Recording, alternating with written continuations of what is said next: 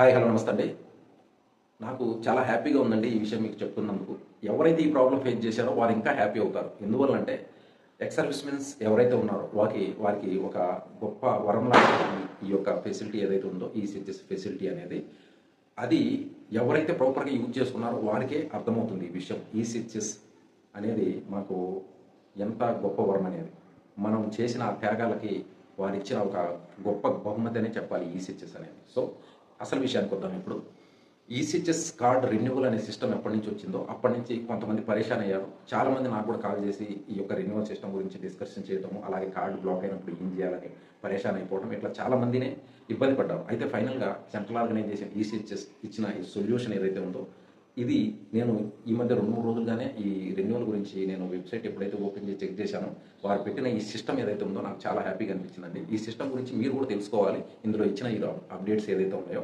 ఇక అప్డేట్ ఏంటంటే, ఇంతకుముందు మనం ఈ రెన్యువల్ అనేది మనల్ని ఈసీహెచ్ఎస్ కార్డుకి సంబంధించి పేరెంట్స్‌కి సంబంధించి గానీ, అలాగే 18 ఇయర్స్ అబోవ్ చిల్డ్రన్స్ గానీ ఎప్పుడు అడుగుతారు అని చెప్పేసి ఈ పీరియడ్ అనేది మనకు అర్థమయ్యేది కాదు మొదటిగా. ఒకవేళ మనకు ఆ పీరియడ్ అనేది తెలిసినప్పటికీ మరలా మనం పాన్ కార్డ్ నుంచి 26 ఏఎస్ ఫామ్‌ని ఎలా డౌన్‌లోడ్ చేయాలి? మరలా ఈసీహెచ్ఎస్ వెబ్‌సైట్‌లో ఎలా అప్‌లోడ్ చేయాలి? ఇదంతా కొంచెం కన్‌ఫ్యూజన్‌గా ఉండేది. ఎవరెవరినో రిక్వెస్ట్ చేసుకోవాల్సొచ్చేది. ఎనీవే రిక్వెస్ట్ చేసుకునేది కూడా ఓకే. కానీ ఇక్కడ ఆ పీరియడ్ అనేది తెలియటం చాలా ప్రాబ్లమ్ అయ్యేది. అంటే ఇన్ కేస్ మనకి ఆగస్టు 15 నుంచి ఈ ఫార్మ్ అనేది ఓపెన్ అయ్యేది. ఎగ్జాంపుల్ మా ఫాదరే ఉన్నాడు. ఆగస్టు 15 నుంచి వారి ఫార్మ్ ఓపెన్ అయ్యేది. రెన్యువల్ చేయమని చెప్పేవాళ్ళు. ఈ 15 నుంచి మరలా సెప్టెంబర్ 15 లోపు మనం ఈ రెన్యువల్ చేయలేదంటే కార్డ్ బ్లాక్ చేసేసేవారు. ఆ తర్వాత ఎమర్జెన్సీ సిట్యుయేషన్ ఏదైనా క్రియేట్ అయిందంటే ఆ కార్డు అన్‌బ్లాక్ చేసుకోవాలంటే ఈసీహెచ్ఎస్ ఓఐసీ గారి దగ్గరికి, రీజనల్ సెంటర్ ఓఐసీ గారి దగ్గరికి, లేదా సెంట్రల్ ఆర్గనైజేషన్ ఈసీహెచ్ఎస్ దగ్గరికి ఎవరెవరి దగ్గరకు రిక్వెస్ట్ చేసుకొని మరలా కార్డ్ అన్‌బ్లాక్ అవ్వడానికి ఎన్ని రోజులు టైం పట్టేది అనే ఒక పరేషాని అనేది ఉండేది. కానీ ఇప్పుడు ఆ పరేషాని అనేది ఆల్మోస్ట్ ఖతమైపోయినట్టే అండి. ఎలాగంటారా? ఇప్పుడు ఇక్కడ ఈ వీడియోని మీరు జాగ్రత్తగా గమనించండి. ముందుగా మనం లాగిన్ అవుదాం. లాగిన్ అయిన తర్వాత ఇక్కడ మీరు చూసినట్లయితే ఇతనిది ఏదైతే ఉందో ఈ ఫిబ్రవరి నుండి ఈ యొక్క కార్డు రెన్యువల్ చేయాల్సి ఉంది. అయితే పాత సిస్టమ్ ప్రకారం అయితే ఈ టైం కల్లా ఈ కార్డు బ్లాక్ అయిపోయి ఇక్కడ ఏదైతే రెన్యువల్ సంబంధించిన డాక్యుమెంట్ ఏదైతే ఉందో అది అప్లోడ్ చేయలేదు కనుక ఈ అప్లోడ్ ఇచ్చే ఈ ఆప్షన్ ఏదైతే ఉందో అది కూడా క్లోజ్ అయిపోయి ఉండాలి. బట్ ఇప్పుడు ఇక్కడ చూసినట్లయితే ఇది క్లోజ్ అవ్వాల. ఇదొక మంచి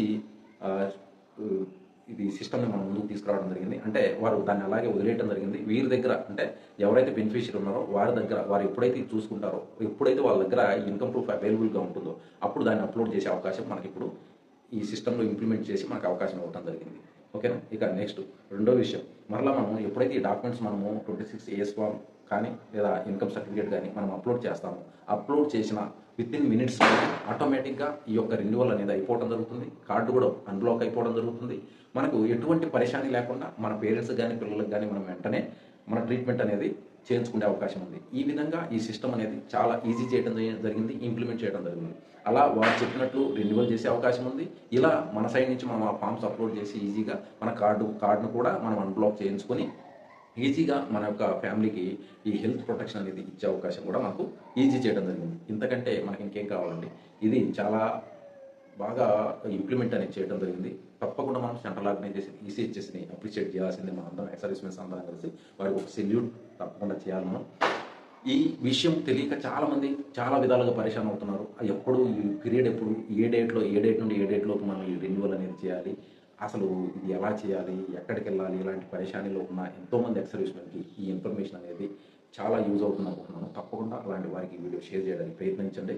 అలాగే ఇంకా ఏవైనా మీరు తెలుసుకోవాలనుకుంటే తప్పకుండా కామెంట్ ద్వారా తెలియజేయండి. ఇలాంటి మరెంతో ముఖ్యమైన కంటెంట్స్ మీరు తెలుసుకోవాలనుకుంటే తప్పకుండా మన ఛానల్‌ని సబ్స్క్రైబ్ చేసుకోండి. థ్యాంక్ యూ అండి. Thank you for watching this video. జై హింద్.